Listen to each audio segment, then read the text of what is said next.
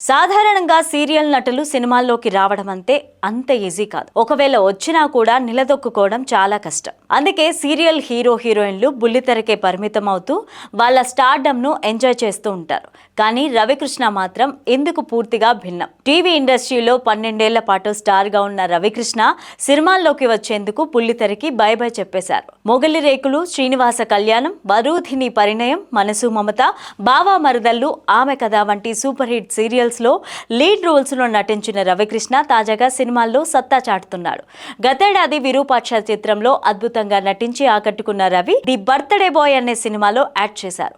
ఈ చిత్రం ప్రమోషన్ లో భాగంగా ఇచ్చిన ఓ ఇంటర్వ్యూలో తన కెరీర్ కష్టాల గురించి చెబుతూ ఎమోషనల్ అయ్యారు రవి. డిగ్రీ అయిన వెంటనే ఇండస్ట్రీలోకి రావాలని ఫిక్స్ అయిపోయా, కానీ దాని గురించి ఏం తెలియకుండానే చెన్నై వెళ్ళిపోయాను. ఫ్రెండ్ దగ్గర 5,000 తీసుకుని చెన్నై వెళ్ళాను, కానీ ఆ డబ్బులు కొన్ని రోజులకే అయిపోయాయి.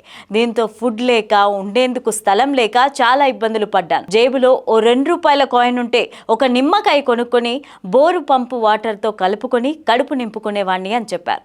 మాది పెద్ద బ్యాక్గ్రౌండ్ ఉన్న ఫ్యామిలీ ఏం కాదని, మా నాన్న ఆర్టీసీ డ్రైవర్ అని, ఫైనాన్షియల్ గా చాలా కష్టాలు పడ్డామని నా కష్టాలు కూడా చెప్పి వాళ్ళని ఇంకా బాధ పెట్టలేక అలానే గడిపేసేవాణ్ణంటూ చెబుతూ ఎమోషనల్ అయ్యాడు రవికృష్ణ. ఇక విరూపాక్ష చిత్రంలో తాను చేసిన భైరవ్ కుమార్ పాత్రలకి మంచి పేరు వచ్చింది.